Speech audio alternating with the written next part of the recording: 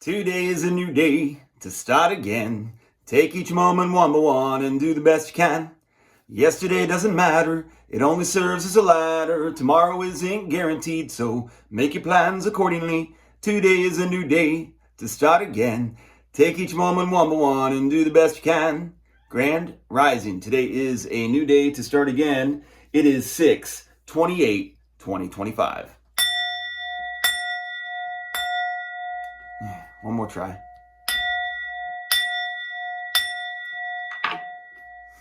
Still not quite there, but we'll take it. So, I had a good day at work. Sassy's active this morning. That's my cat. I have a gray cat named Sassy with 4 white socks. She is my youngest cat. I have 2, and she has really started to gain some personality about the house, and I've enjoyed that. I have another cat named Bodie, who is a larger, healthy cat, and she definitely is the queen of the house. She just basically finds little places that she likes to chill out, and she's very loving. I have noticed that. The biggest thing I have gained, so Sassy I can call whenever I want her. So if I want snuggles, Sassy will come find me, and she's just always eager to have some snuggles.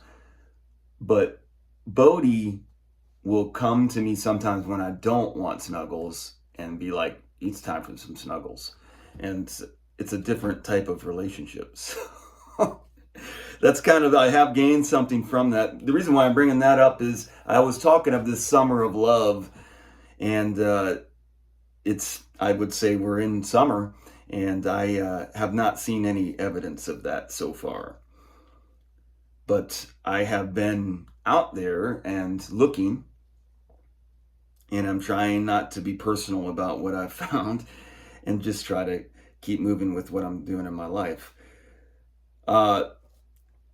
I would say in sales, the one thing that I'm very good at, my strength, is I'm very fast at moving through the sales process from front end to back end. I've been in several different environments, and I think I've probably thrived the most in high traffic, multiple scenario things going on at once. A simplified pricing structure is very important in those kind of scenarios, though, because you want to have the least amount of questions as possible. But I am not in that scenario right now. But you learn a lot from being in that kind of, because you have to really know more about the sales process itself than basically problem solving.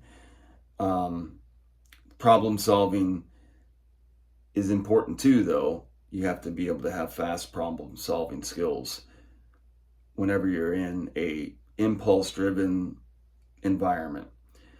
I kind of got into sales here because it's really what I'm in right now.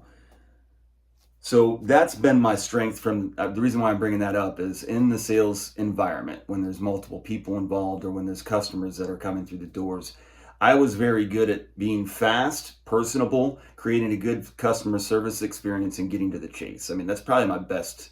When I know everything that's going on, I'm good at just like, we don't need to talk that long. What kind of sofa you want? I'm a good dude. You're decent as far as I can tell.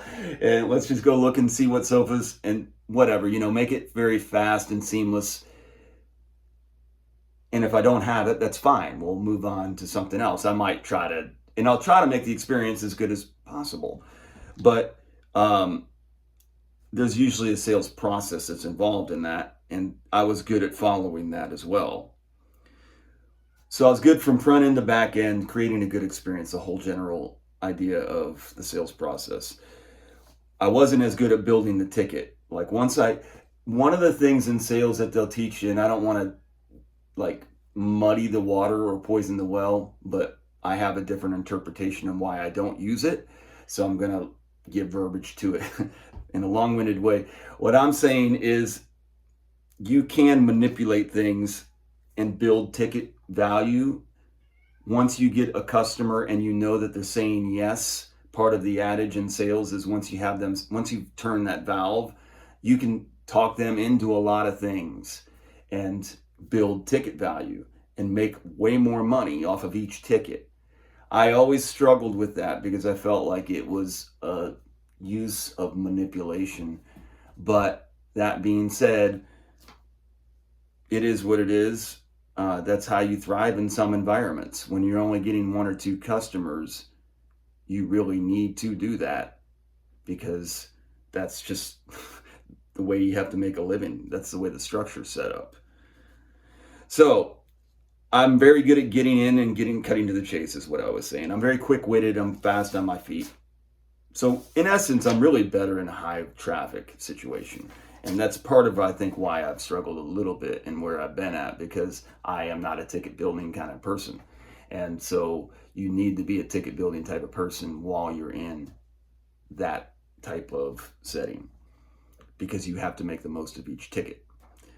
So, but what I do naturally though, because of the way I do my process and because of the customers that get used to coming to see me, I will have a effect on the actual environment that I'm at, because I am more that way of faster pace, and that it's just like in anything, it will have an effect. So it just takes time. I want to make a living, and that's what I'm saying. When a salesperson is a good salesperson, they will find a way to make a living in every environment, basically. I had one guy that I think he's somebody that was a mentor to me, one of my original first bosses, and he had taken a like. I think I've disappointed him in my life since knowing him. He's seen me go through a lot of struggles, but he was very influential in my life. And that's one thing that he saw, I think, in me. I don't even remember where I went with that. But, he said that he had seen that, because I went to a different selling environment and I really was doing well in that environment. Then I went to another selling environment and did it really well in that selling environment. So I went to 3 different types of environments and was prospering. And he was commending me for that. And that's one of the things he said. And coming from him was important to me. And so that's helped carry me in a lot of different scenarios, but it's a results-driven business, and sometimes you just are not getting results, and when you're following the way, and that's what's happening, you start to, when you don't feel like you're contributing, and there's been environments that I've been in where I didn't feel like I was actually contributing. I was actually deterring from the success of what was going on. Whether I was right or wrong, it didn't matter. I was pulling away from what they were trying to do. So, I don't know. I just want to feel balance. I want what's fair. So then getting back to my fatherhood, I do feel that there has been an injustice in my fatherhood. I feel like I don't feel like it's fair, but I'm going to drop an F-bomb here. I'm not a fuck around kind of guy when I get serious. And sometimes I really get to a realization, and I think that's when sometimes I push people the wrong way.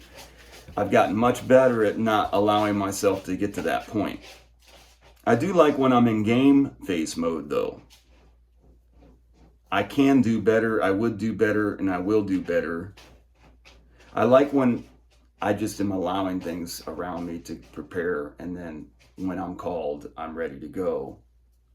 I don't do well with people who are very ego, and I have found that the higher your education level, the more difficult time I have finding a full conversation, because there's so much ego that's bound together in these titles. I don't want to make that too broad, but I have found that to be very true. So that's part of why I have a significant struggle in a society that's driven by experts. I've found survival of the fittest idealism is how I would core it, even if they don't really believe in Darwinism or know that it's not true. That's still the core of what they kind of think. I feel like in this society, through whenever you achieve through yours, you are achieving through your own merit, and so you have earned. And it's under this premise that everyone has the same. So it's like we live in a democracy. Anyone can succeed. Look at me. I am an example of success. I really struggle communicating with people that believe that way. People, and I most likely never will, because the pride that's created from the ego, even if that pride is placed in the father, but you are the or mother, but father is really the biggest one. No, it really goes in every direction. Probably more so mother, actually. Probably more so mother. People that are devoted to mother typically live more in their ego. But, and most likely never will.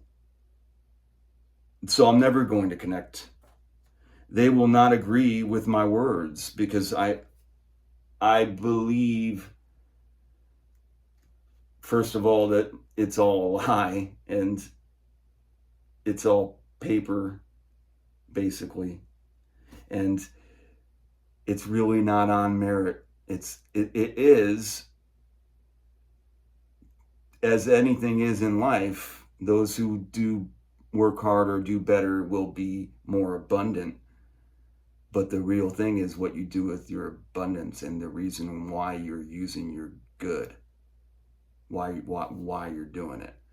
And that's the trick that people miss, I think, in my opinion, and what the ancients warned us of. It's what we're carrying with us, really, good and bad. I don't really know how to explain it. So I'm just going to keep moving on with what I wrote. I keep wanting to bump into this missing person in my life that helps me become part of a family again. I've been on my own for a really long time. And I really think, honestly, since my parents' divorce, I got closer with my dad after the divorce. I would say that I did not get closer to my mom. We had moments, but I've come to this idea that if we're going to use words, we should have the words used properly. And I think family is familia. It's not necessarily blood. I think familia, is what is in your home, and your home is where you reside. So your family, familia, is the people in your home. And I have had myself in my home for a long time with no one else in it. And in fact, the only ones that would be in my home, my daughters, I was told, and I was not strong enough for them not to be in my home. So once your family is no longer in your home, they are not your family anymore. They may be your loved ones. They're still my daughters. I think this is cold, but this is the truth of what I've really came to, because I have been in my home alone for a long time, which means I have no familia. I have none, and I haven't for a long time. And that's just the life that I'm living. But when we put these names on things, like, be careful what you're calling family. We're too blind about it. It's a really important word. And that's where people get left in loneliness, I think. Because I literally have no family. And if I went around saying that to everybody, I mean, that would suck. And you don't want to be somebody that's like, I have no fucking family. That's why other cultures, they have so many people in their families, all their cousins and their brothers and their daughters and their nieces, and they all live together under the same house, because that's really what your life is whenever you live in a family. But we've destroyed the family, mostly because of divorce. So all of that is paper. And what I would say that ego is a big part of it. The ego is all that. That's part of what allows these words to be watered down like they are. I keep wanting to, so I keep wanting to find a family. Like, I don't have a family, and it sucks, because you'd like to be able to share things with people that you live with. That's what I'm talking about. Like, we're sun up to sundown, we end under the same roof with essentially the same life that you're sharing it. You're sharing that life, even if it's for a short time. So I would say when you go on a vacation with people then at that point you are a family for that vacation. I don't know that you can really be family with video, and if you don't have enough, you got to still hug, I think you have to live under the same roof, honestly, but I guess you could probably make it. I don't really know. I think that might actually have a different element to the actual feeling of that's gained, the power that's gained from family. Maybe, I don't know. Now I'm really off the weeds. I'm trying to make the best of everything. And, you really want to be part of your family. So I stay to myself until I'm called. When I'm called, I use all of the time I spent staying to myself. And I hope that will shine in my moments with others in an effort to reveal what I've found staying to myself.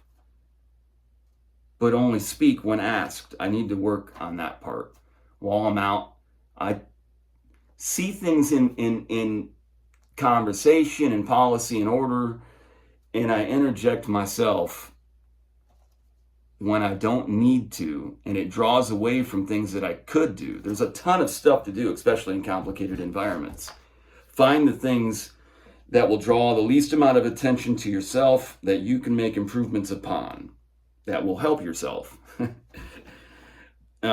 When you speak negative of others with me, I look the other way. That's part of where I really have, it's a discipline. You don't sip in it. It's easy to get involved in the gossip.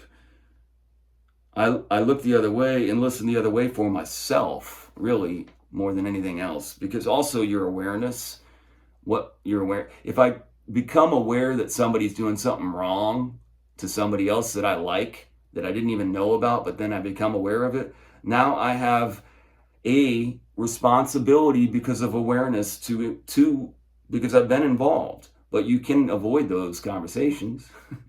And I think that people should, that are busy, that have other things to do. It's like letting things work out. That's where I think we have a lot of problems in our society.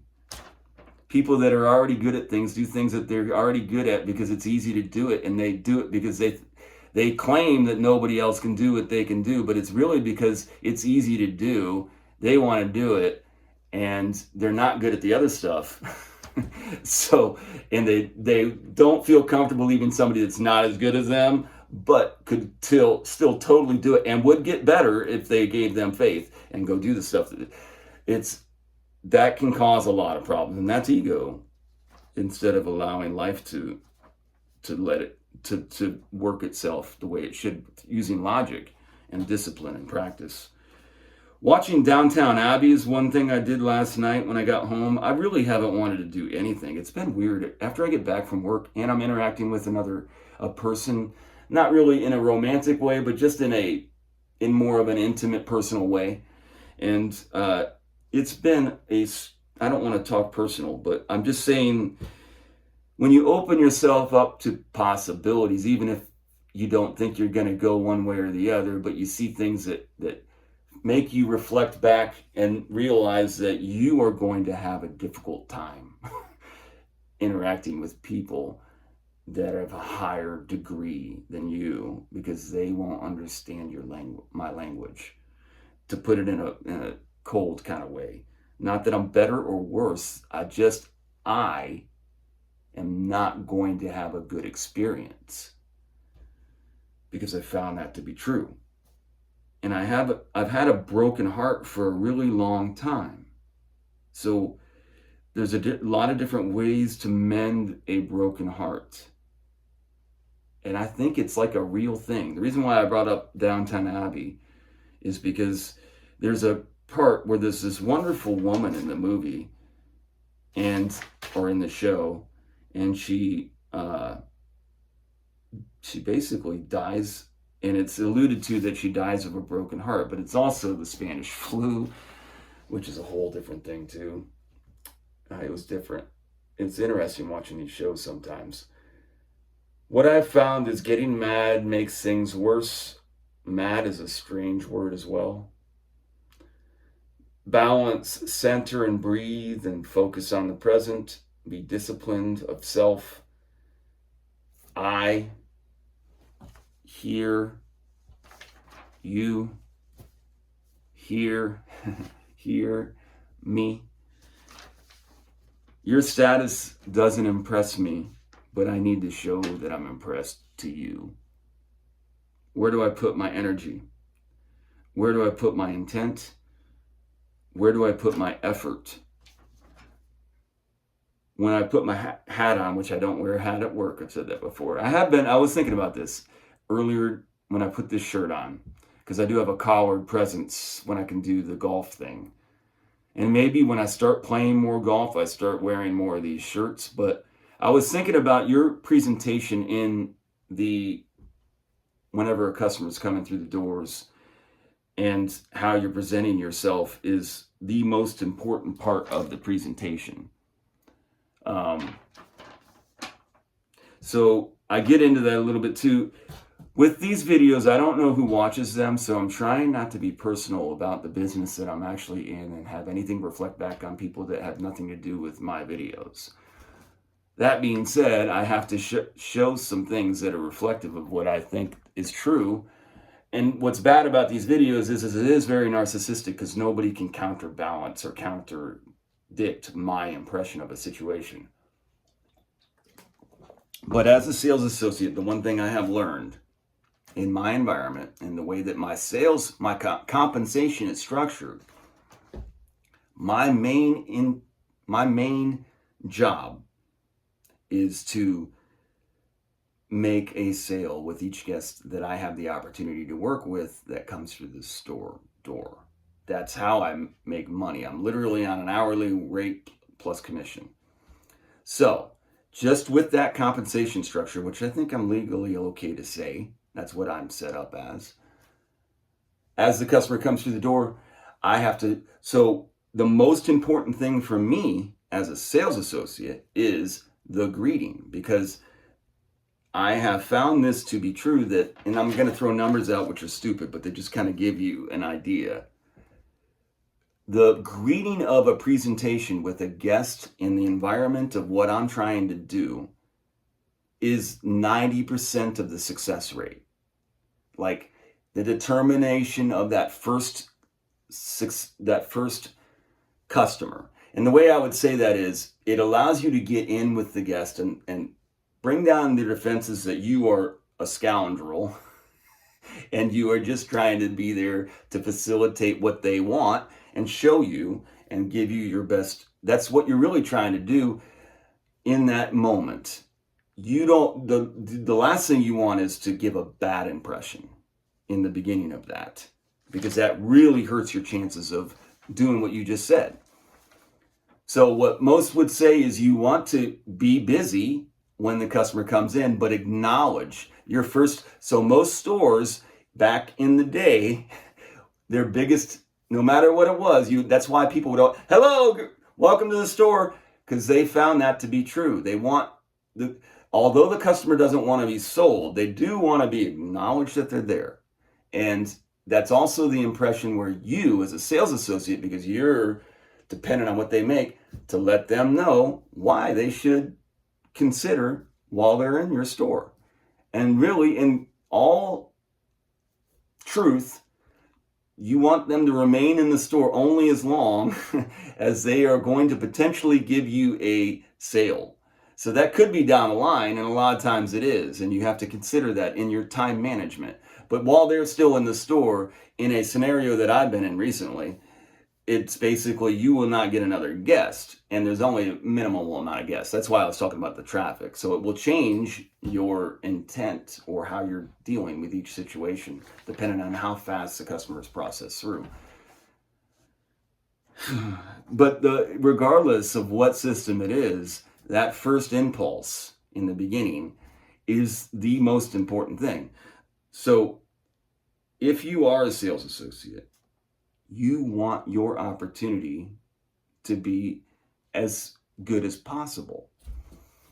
So there are different things that can be done at the front of the store, and that should be done at the front of the store. But most of it is in a very strong sales environment. Your number one job is that door when you are on it. You're responsible for it. It's your door. So really, you kind of do have the influence of being able to tell people, I would rather you not crowd the door. That's another thing too. The last thing you want, and I want to make this really perfectly clear that I'm not pointing out anybody. This has been a thing that I've had in my environment for as long as I can remember. The last thing you really want is when a customer walks in the door, the people that are working at the store to have their phone out, sitting somewhere, anywhere, and they have to, hello, that's the absolute worst way, and that's the one controllable that you do have as a sales associate. Don't do that. I'm not going to say that you don't ever do that. We live in a society, but your main starting point and your main place that you are at in your process is, if you're going to get an opportunity, you want to give yourself the best chance.